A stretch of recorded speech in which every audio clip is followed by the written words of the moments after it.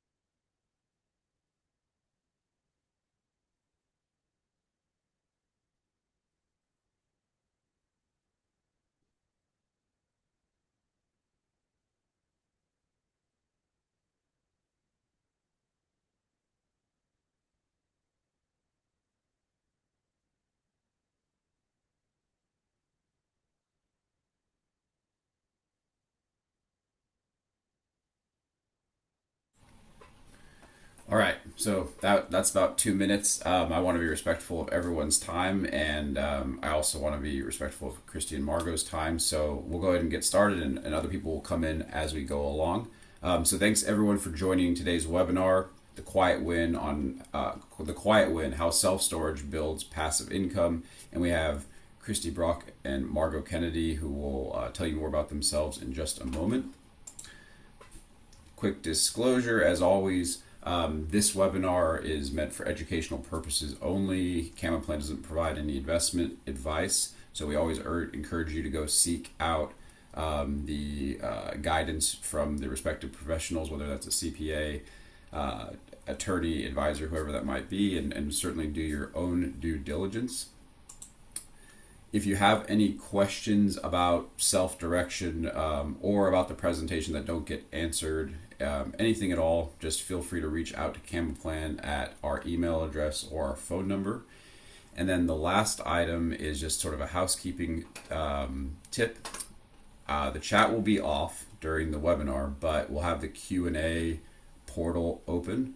And so I encourage you to ask your questions. Let's make this a conversation. As you enter in those questions, I will provide them to Christy and Margot, and we'll go from there. So Christy and Margot, I'm going to stop sharing my screen now and let you pull yours up. And I'll gush for just a little bit for the group. I got to say that I'm always excited for our presenters to be on the webinar. I'm especially excited to have Christy and Margot because I saw them in person back in October, and it was at a conference, and it was kind of a post-lunch afternoon session, and food coma was setting in, and both of them added a lot of spark to the room, and I said, oh boy, I want to bring this to our client community. So that's all. That's my gushing, and I'll leave it to you from there.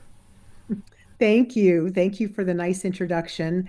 Hi, I'm Margot Kennedy, and this is Christy Brock, my business partner, and we are wiicre. We invest We in invest in commercial real commercial real estate. estate.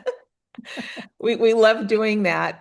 It's our name literally is what we do. We invest in commercial real estate. So let's get started here. And again, we have our little disclaimer, and it's right in line with Camaplan. We are here to provide education.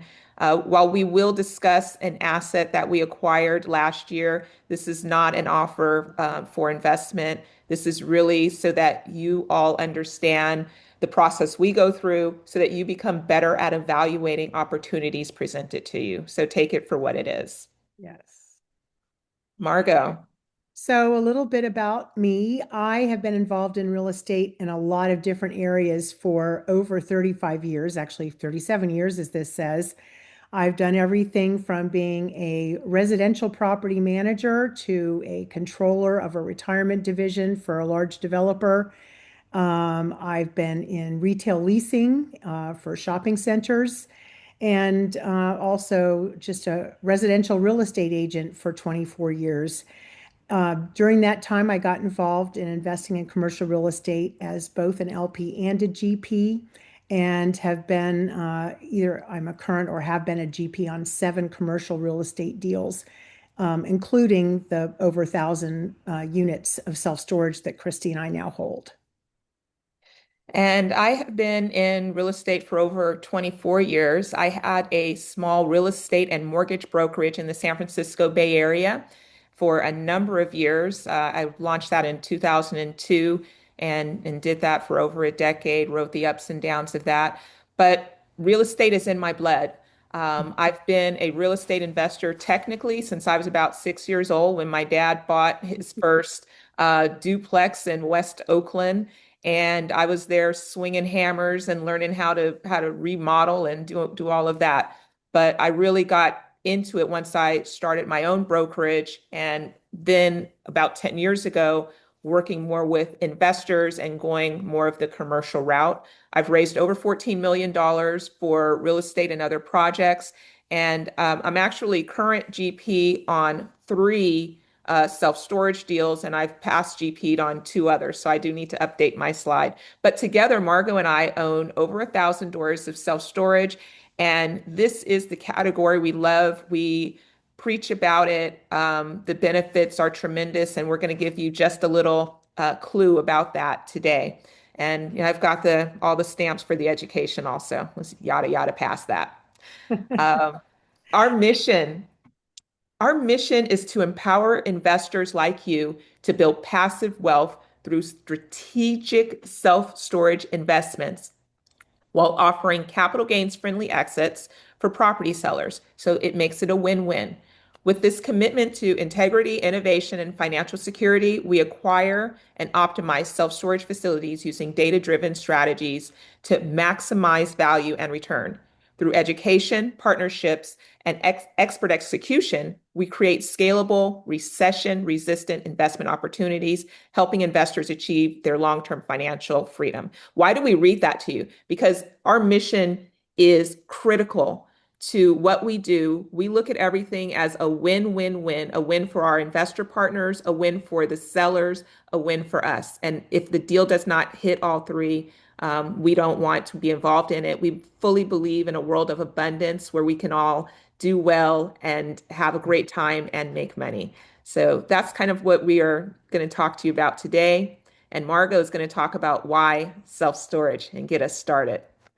Yeah, so why self-storage? It's a great asset class, and I think it's starting to get some attention, but it's kind of the quiet little sleeper. One of the things that's great about it is that there are sticky customers, and that's a customer that once you get them, they stick around. Uh, they tend to stay with you. They don't leave over a small $6 a year increase. Nobody's going to call all their friends, order the pizza, find another location, rent the truck. It's just not worth it for these small rent increases that we give them every year. And we're able to steadily do this because it's not earth-shattering to them. Um, Another thing that's great about it, and we both come from the multifamily world where, these 3 things, tenants, toilets, and termites, can be huge headaches. And we don't have this with self-storage. The buildings are block and steel, and so we don't have a termite problem. We don't have to provide toilets for our customers, and obviously we don't have people living in the units, so we don't have overflowing toilets and all those kinds of things. Hey, Margot, let me Mhm, jump in really quickly mhm. about the termites. It's not that we don't have termite problems, it's that it's impossible for termites to spread tremendously. So just a quick thing that happened. I got a call from our boots on the ground at our Jackson, Mississippi facility yesterday, Oh, and he was cleaning out a unit, and the guy had a whole bunch of wood stored in the unit, and there was a termite infestation. But you know what? I didn't even know Metal, this. metal and block, and the back Yep. wall is block, and the sides are metal. Everything is metal. It was fully contained. We got the wood out. we'll spray. It's not like it's going to spread and cause damage. That's the Right. extent. Whereas if you have multifamily, ooh, those little suckers can travel and Yep. you have thousands of dollars of problems. We had a $50 problem, right? Yeah. That's awesome. That we billed the tenant for, Right. right? Right. Big That's difference. awesome. Yeah. Yeah. So, What a great so story. Perfect timing. I didn't even know that that had happened. It was such it, a blip on the radar screen. I didn't even know about it. exactly. I didn't even bother you telling you about it. Yeah, So yeah. anyway, That's continue funny. on. Yeah. Well, so, and this is also a very recession resistant asset class. And we're going to talk more about that later. But we just are not affected terribly by the ups and downs in the economy. And, as you know, with commercial real estate, the way you increase value is with improving the NOI. And there are a lot of really great, easy ways to do this with storage, not just by increasing income, like I mentioned, but with automation, better management, and we can also bring in some ancillary income and improve expenses. So Self-storage. self-storage. Oh, Oh. sorry. Self-storage is a huge market. Over the past few years that we've been heavily involved in researching, understanding, actively acquiring within this market, it has grown significantly. And it's interesting to watch because it's a penetration issue. So 3 years ago, it was 10% of households use self-storage, which was thrown around. Now it's 11%. That's a full Almost 12. 1% increase. And now some people are saying it's 12% of US households.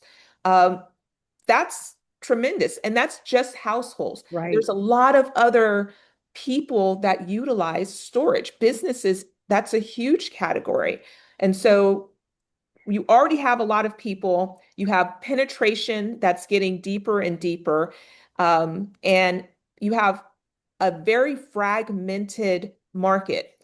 So when you look at multifamily, you know, President Trump just announced yesterday, I believe it was, that he wants to ban large corporations and REITs from buying single family homes. Why? Because it's been such a problem, because they are so entrenched. They're buying single families, they're buying multifamily. You know, self-storage is completely different. The vast majority, over 70% of facilities are still owned by mom and pop.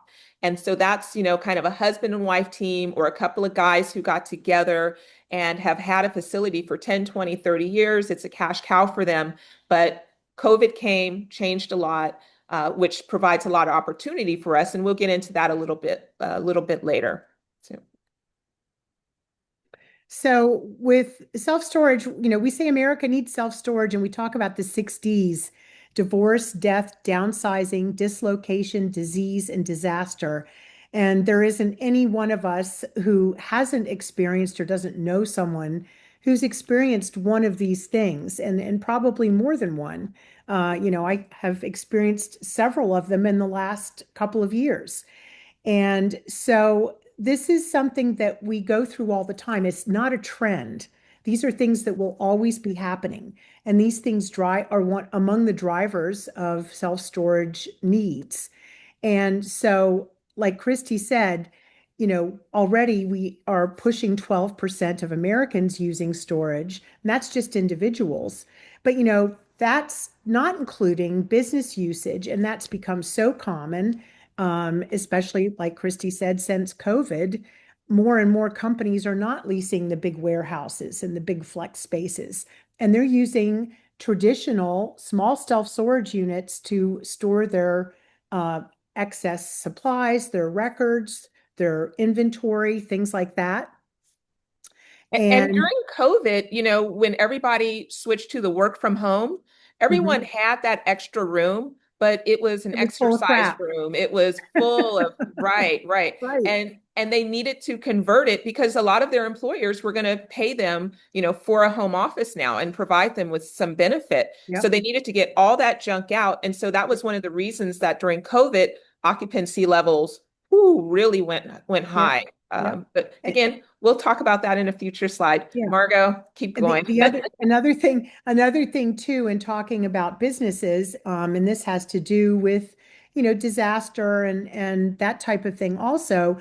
Um, Insurance companies use self-storage quite a bit to store household belongings when they're repairing someone's house. And this happened in my family in the last couple of years. And it was supposed to be just a couple of months. It ended up being almost a full year. And I can tell you that they were paying absolute premiums, high rates for the storage space. So, and then on top of that, people have their toys, their boats and their toys and their RVs and need a place to store them. That's another aspect of storage. So And you they're very fancy cars. yep, they're fancy cars. We've had some of that as well. But as Americans, we like our stuff, and whether we need it or not, or whether we're using it or not, we like it and we want to keep it. Right. So Margot alluded to, the recession-resistant nature of self-storage, and this chart really kind of brings it home. Here we have four events where the economy absolutely tanked. And you can see this is measuring occupancy. The gold line is occupancy for self-storage, and the dark blue line is real GDP, which is what the economy is doing. Occupancies for self-storage stay constant in a very tight band and very consistent. Whereas the economy is going down, people are losing their house. If I have a four-bedroom house, Americans are so incredibly hopeful and resilient. I have a four-bedroom house, I'm losing it, I'm going to get it back. I'm going into a one-bedroom, but it's only going to be for a year or two. And then I'm back to that four-bedroom. So I'm putting all my stuff in storage. Great. Does it happen? They stay longer. All sorts of situations happen. The dot-com recession, I was in the San Francisco Bay Area for that, but it hit, across the country. Housing prices dropped, but self-storage remained constant. The Great Recession, again, same thing. A lot of people downsized, they put their stuff into storage, but COVID was the most interesting thing. It had a boom for storage. Occupancy levels were the highest they'd ever been. And we feel comfortable over this over 30-year period that we're looking at. This gives you a lot of information to say, we have a comfort level in the future about where this industry is going, and we like it. So what's going to happen in 2026? We don't care. Self-storage is still going to rock. That's right. So, we talked a little bit about this before, but, expenses are very controllable with self-storage. And we also have great targets with income, and CapEx is predictable. And so I'll talk a little bit about more about this in detail. So with expenses, payroll is always one of the largest expenses with any business, and we can reduce that in self-storage through automation and technology. Our facilities are not completely remote, but they are a hybrid, and we don't have full-time people available to our customers on site. And so this saves a lot of money, but we do have a community, the word's escaping me, a call center, and the customers can call there at very extended hours, more than you would get the 9 to 5 office hours of a self-storage facility itself, and get assistance. And so we're saving a lot of money on payroll. That's a big thing right there. With utilities, we don't have water and sewage, so that's a savings. And of course, with electricity, we have automatic lights that go on and go off depending on whether someone's in the space. That saves a lot of money. Turn costs are minimal. We're not talking about paint and new fixtures and appliances and so forth. We're looking at someone going in. If there's anything left in there, and we charge for removing it, if there's anything left in there, we get a blower, we remove it, and then we get a blower and blow out the unit. Done. We don't even have to sweep it. So, in less than an hour, we can turn a unit and have it ready for the next customer. This is huge. we're not talking about, a month of downtime and $10,000, $15,000 to get a unit ready for the next renter. Right. And again, maintenance is low. We're talking about metal and block construction. Yep, we have to paint, we have to do a little bit of maintenance, but we don't get holes like you get in drywall. We don't have leaks in plumbing. We don't have all these things that are common in other types of assets.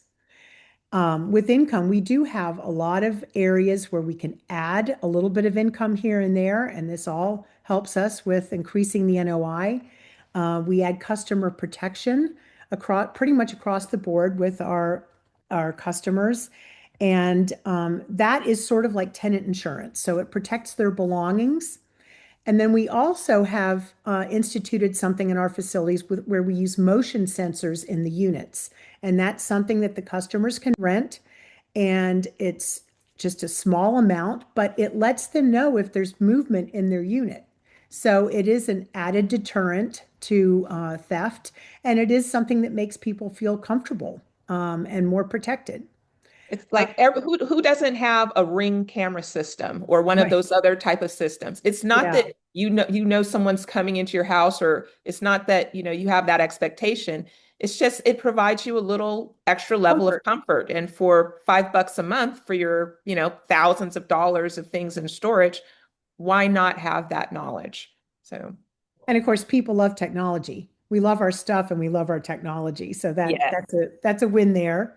yes, We also can often add boat or RV parking to an existing facility. It's a pretty low cost way to add additional income.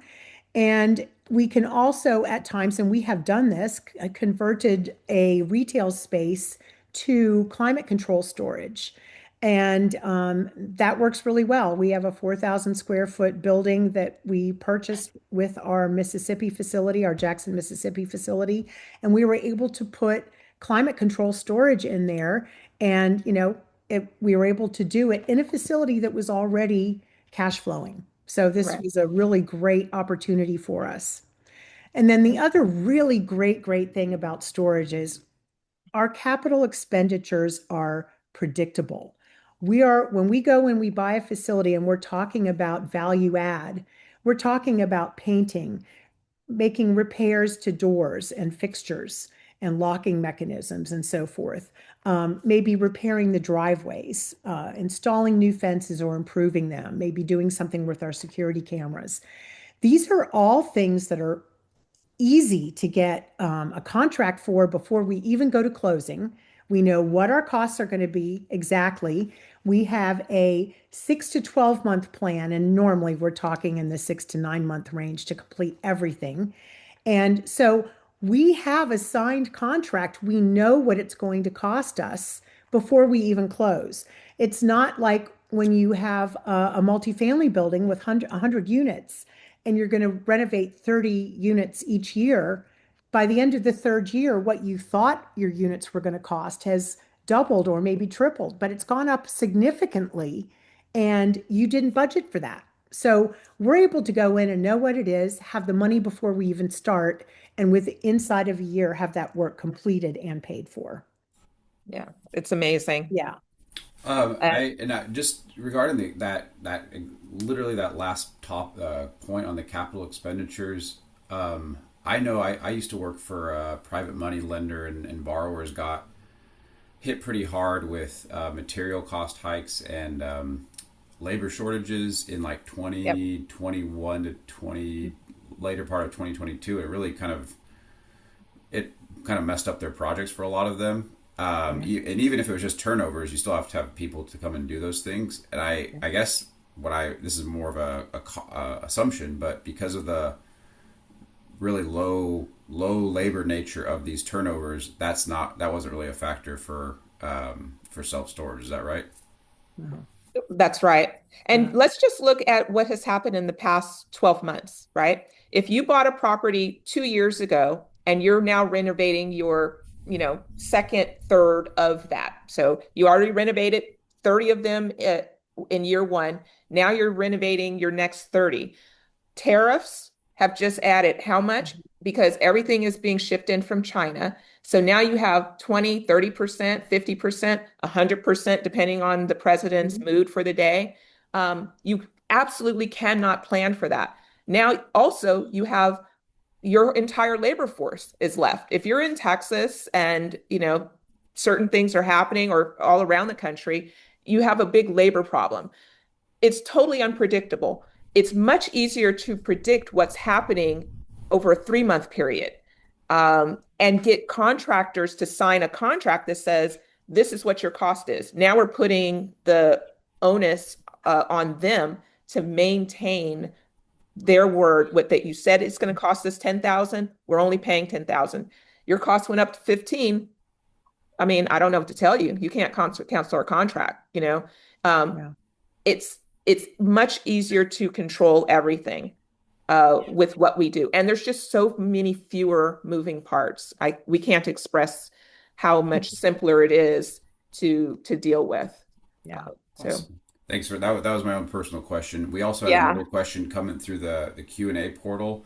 And I sure. think you're going to answer this in a couple of slides, but I want to ask it anyway. This participant asked, how do you go about finding facilities for sale? We will touch on that when we go through our buy box. Okay, So cool. let's hold off on that. Yeah. Great. And we're going to gloss over this slide because we basically have talked a lot We've about talked about this. all this. We Yeah. love self-storage. For us, it's faster, easier, more controllable than other asset classes. So we're preaching about this. And, so overall, look, we think it's a great asset class. Penetration is happening at an incredible rate. Americans love their stuff. Market goes up, great. People buy stuff. Market goes down. You know, people People have to store store their stuff. stuff. It's easy to control expenses. It's just a really solid, boring, boring, boring asset class versus other but it's a Yeah. cash cow. We love it. The wiicre way. Yeah. So here's where we kind of, we are very particular about the types of deals that we buy. They have to have a great story. They're generally poorly managed, rents are below market, and lots of low-hanging fruit. And we've talked about some of these, throughout the presentation so far, but just to make it a little more concise so everyone viewing understands what we're looking for. When we say a great story, it's a lot of baby boomer generation who have held properties for 10, 20, 30 plus years.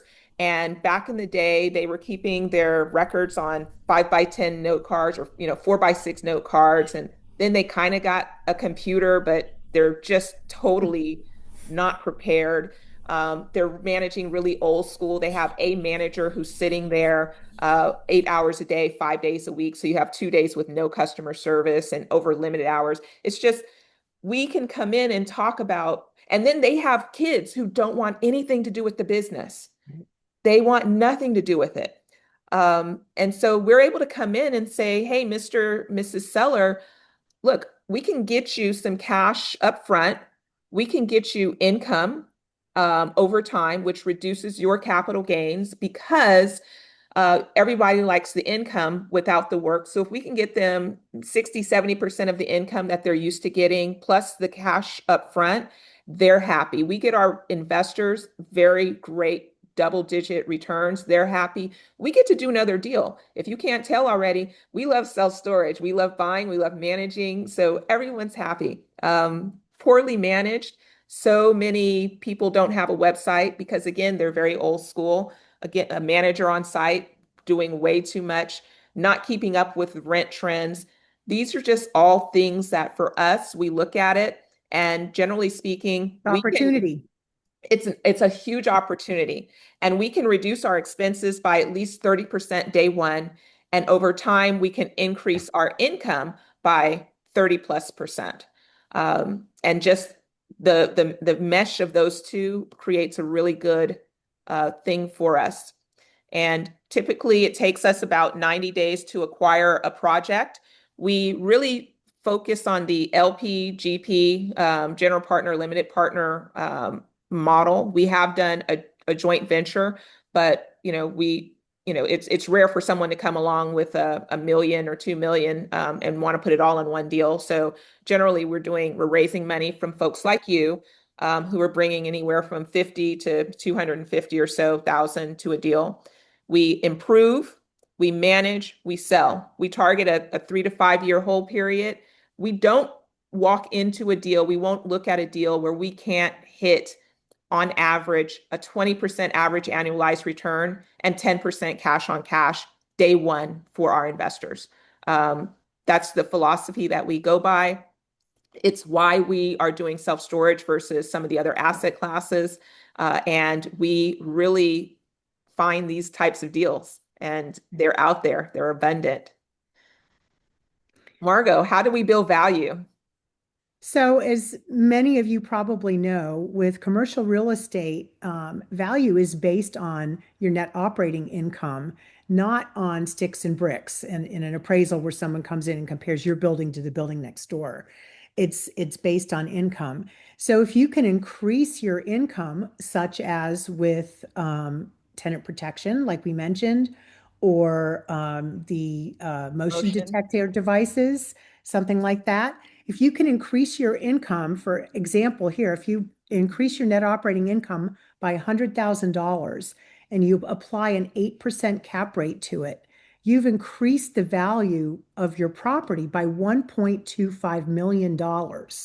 So Right. this is just, it's really basically pretty easy. And you can do this by, you can increase your NOI not just by bringing more income in, but like Christy said, we're able to reduce our expenses generally right off the bat by Right. 30, 40%.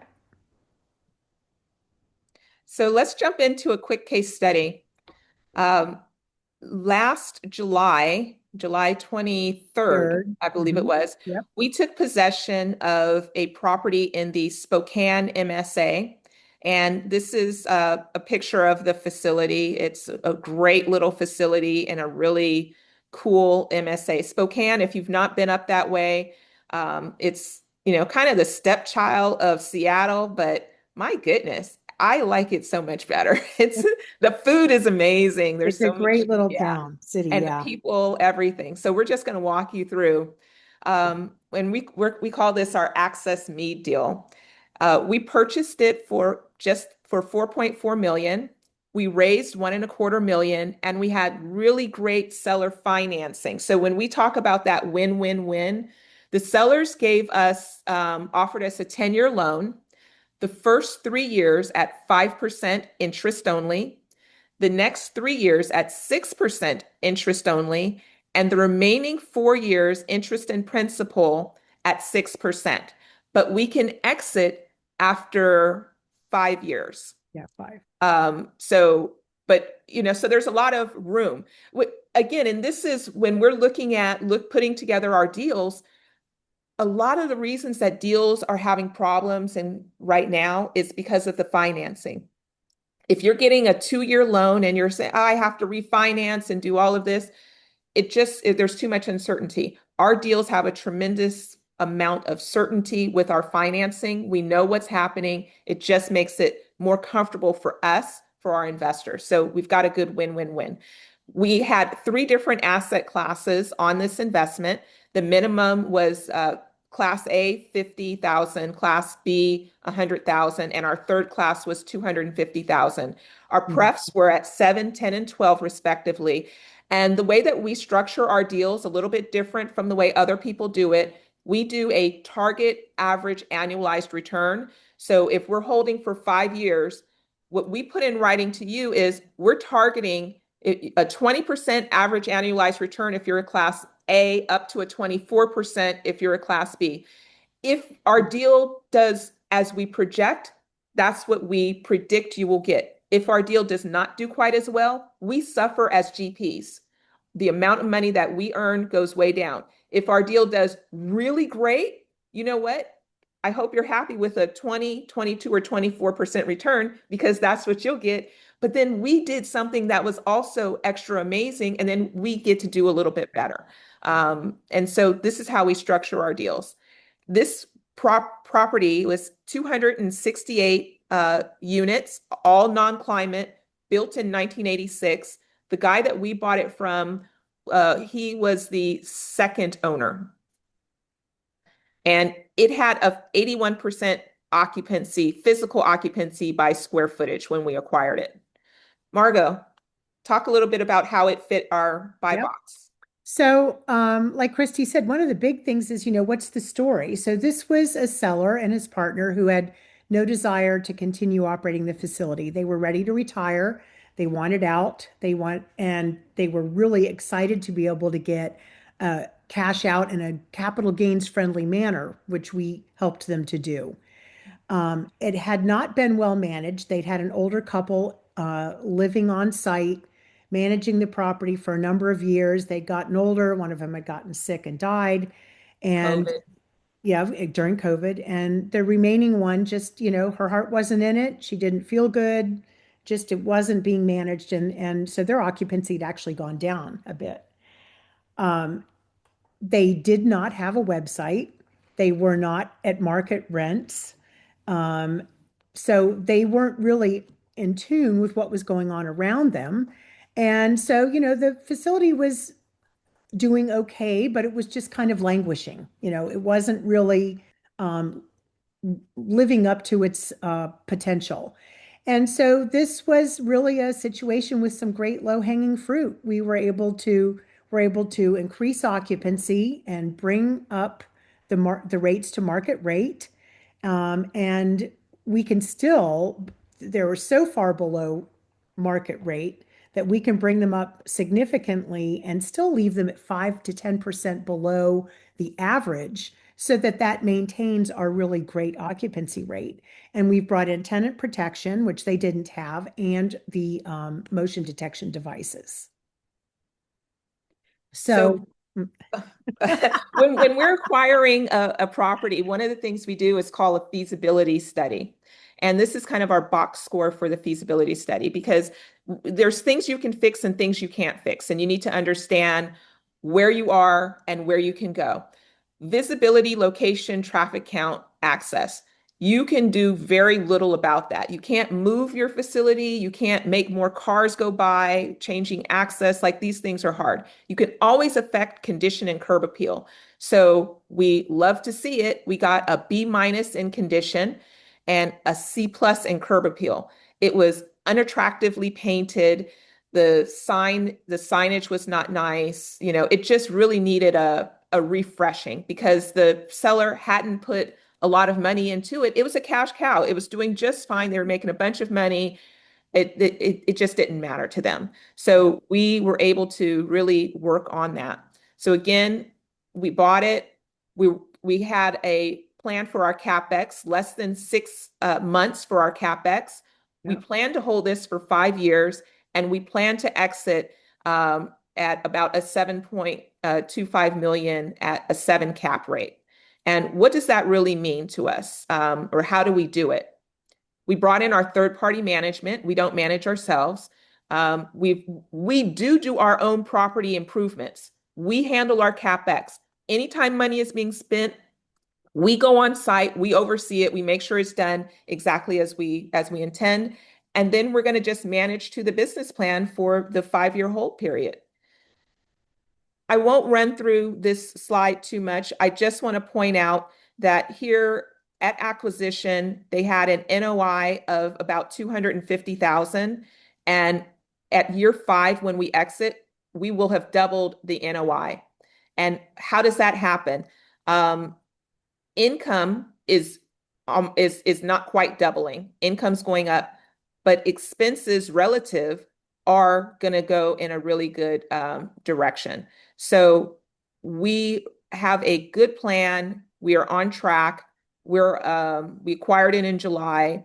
We've already done our first distribution, and it's just a really great facility. When working with us, we do quarterly reporting and quarterly distributions. And this is Access Jackson. This is another investment that we did. And so we're just showing you, you get your quarterly newsletter. And sometimes if something interesting happens, we'll send you an intra quarterly newsletter just to say, hey, here's something important. For me, we need to send out an email because a big wind event came through the Pacific Northwest and trucks blew over and all sorts of things. Yeah. Our fence laid down a little bit, but we got the fence repaired pretty quickly. Yeah. But it's just something interesting to keep people in the loop Yeah. about what's happening and to let them know that we're on top of their investment. Here's another example. So we talked about having class A, B, and C investors. So for example, if you were a class B investor bringing $100,000, what would that look like for you? So day one, to get into the investment, you bring your $100,000. And in year one, at 10%, you're going to get $10,000 in distributions paid quarterly, 4 times a year. The first distribution starting after the first 3 full months of ownership. So in month 4 by the 27th of the month. That's how we do our distributions. So every year we send you your $10,000 in 4 kind of payments. That's our projection. And so at the end of the whole period, when we sell, your part of the equity is another 60,000. That's your share of the capital gain on the property. So you will have had total distributions here of 170, and so you're at a 22% average annualized return. That's a 2.1 equity multiple, over 18% IRR. Um, and this is just how we structure our deals. If you were bringing 250,000, then your economics are a little better. If you're bringing 50,000, your economics are a little bit worse. The bottom line, how we get to this is Magical. it is the magic. We're increasing our NOI by $258,000. We project to exit at a 7 cap, and that's building almost $3.7 million in value. And that's how we can do this for you guys. This is how we protect our investors. This is how we make this happen. And this is a really great project. And these are the types of projects that we go after. And again, this whole thing, we're not selling, we're just telling you this is what we did. Yeah. And we had fun doing it. It's our plan. That's Our what we plan. do. Yeah. And this is just a little bit, our CapEx is 95% done. This is their old sign. We redesigned a new sign. We're waiting for that to be installed. And I think this is the last thing that's happening. Yes. Within 3 days of acquiring the property, our painters were on site painting our new colors and blue doors. There was some masonry work. We had a local mason come in and make repairs. We had to change out some hinges and things like that that were causing damage. And so now these are easier to operate. We changed our lettering from, it was like a foam that looked like it had been pecked away at birds to some nice metal lettering. And again, this was all stuff that, it's almost all done. We're just waiting on our sign. Yep. And that's it. It's actually en route. Yeah. Oh, I can't wait. I'm going to go up when it gets installed. I can't wait to see it in person. So we thank you so much. You'll have our contact information. Let's have some Q&A. Awesome. I'll Yeah, stop share. I'm gonna jump into it because it's about 12:45 right now, and I know you have that hard stop at 12:55. So we did have some Yes. questions come in, but before we get to those, I'm gonna push you a little bit to go back to that question that I asked before about how you find these deals. Someone else Mm. asked a similar question, so I think the Absolutely. Access Mead was a great example. But we started to at where you've already found the property. So walk us through how you find these deals. We have 2 avenues of finding deals, broker relations and on our own. We do have a direct outreach program, but brokers are our best source of deals. Everyone's like, oh, I want to find an off-market deal. I don't want to find an off-market deal. I want to find a deal where that broker has already worked that seller down to understand what the value is and talk to them about, hey, this is how the process is going to go, so I don't have to do that extra work.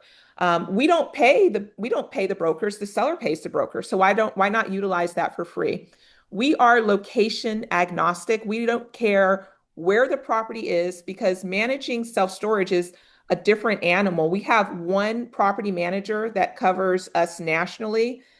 Because we do remote management model or a hybrid, it's easy to run a portfolio with a single national property management company. We meet with them once a month. Margot and I have our weekly meetings at a minimum.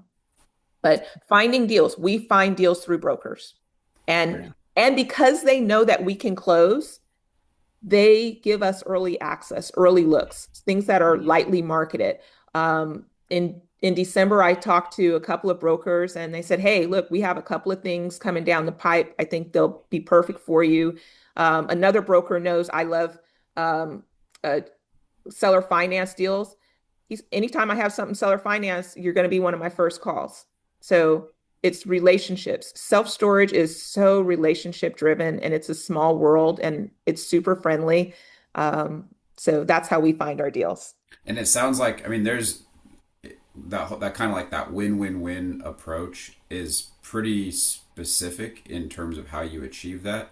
And I Yeah, almost think that specificity only helps you because your brokers know exactly the kinds of deals that you want. They So when do. they find it, you kind of become their first call, basically.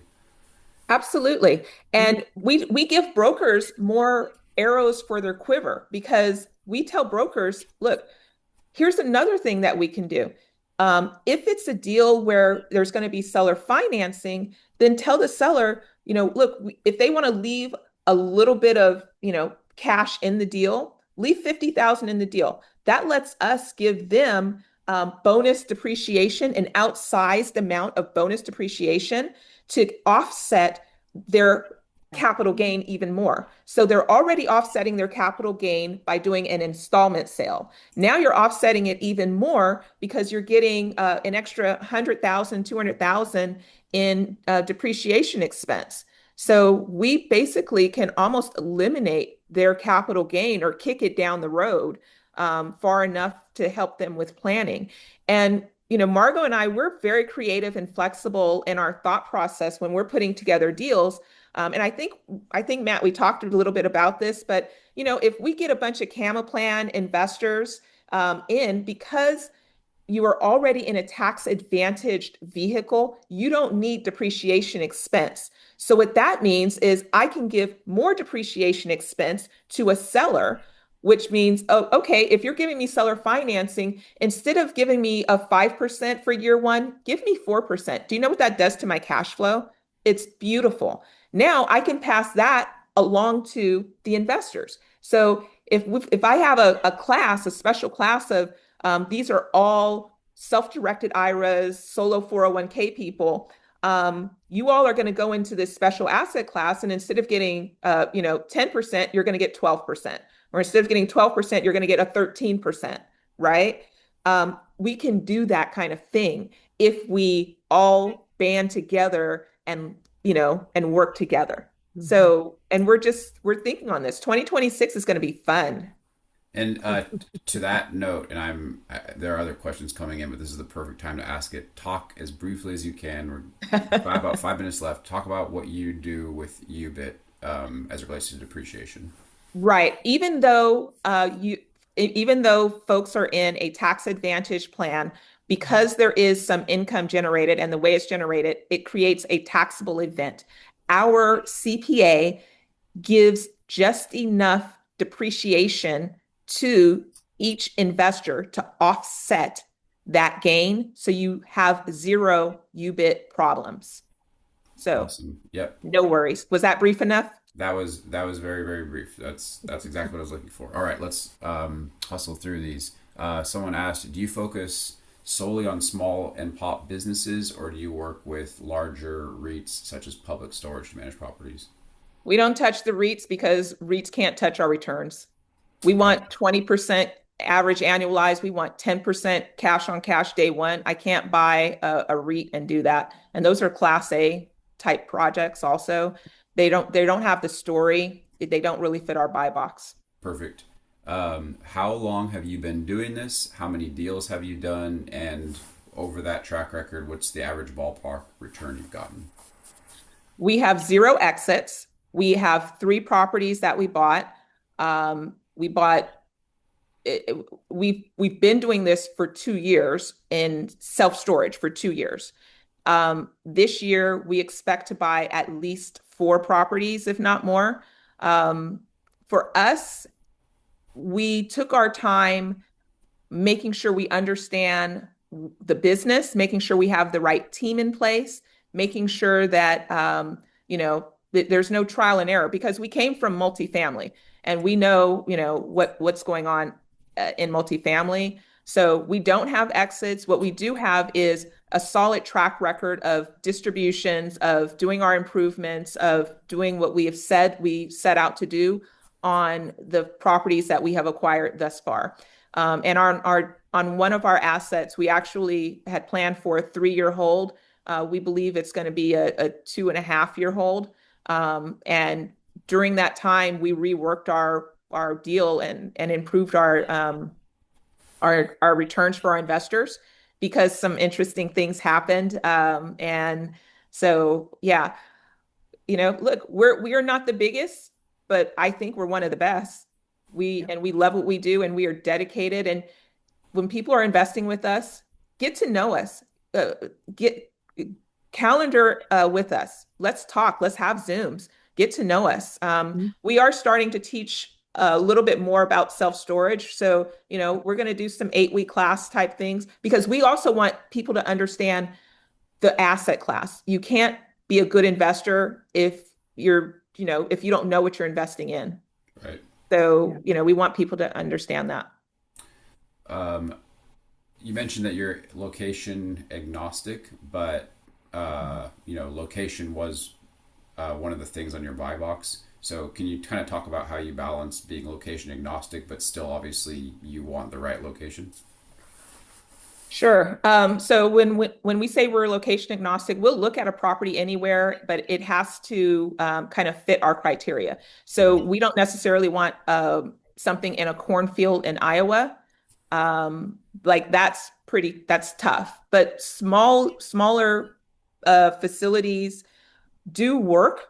Um, it, we don't like most of Texas. We don't like Southern Florida, New Orleans, like that sort of thing we'll stay away from those type of locations. So that's Mhm. more of what we're talking about when we are worried about location.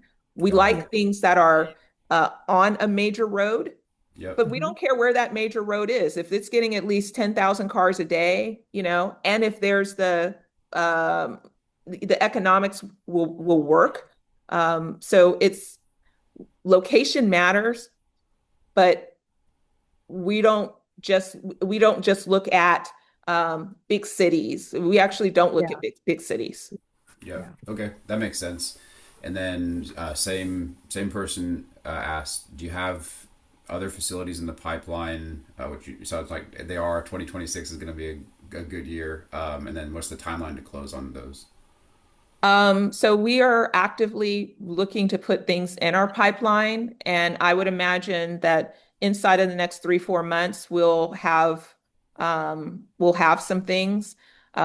Margot made me stop underwriting and looking for properties. I had like a list of 10 that I was like, I want all of them. But she said, it's the end of the year. We need to close out our books. We need to. Yeah. So, but yes, no, absolutely. We are building our pipeline and we will have deals and connect with us because we'd be more than happy to keep everybody informed about our journey along the way as we inquire, as we acquire new deals. Yeah. Cool. Well, it is at 12:54 right now, so I want to be respectful of your time. This was great. We had a couple of other questions that came in. I'm going to email those questions to you directly so that you can respond to the participants. But thank you very much, Margot and Christy. This was fantastic. Thanks for everyone for joining. As always, we'll see you next Thursday on the next one. And if you have any questions about the presentation, be sure you can email at engage@camelplan.com Otherwise, you'll get a recording of this. And yeah, happy 2026 to everybody. See you on the next one. Thank you. Thanks so much, Bye. Kurt. We appreciate it. Bye, Bye. everyone.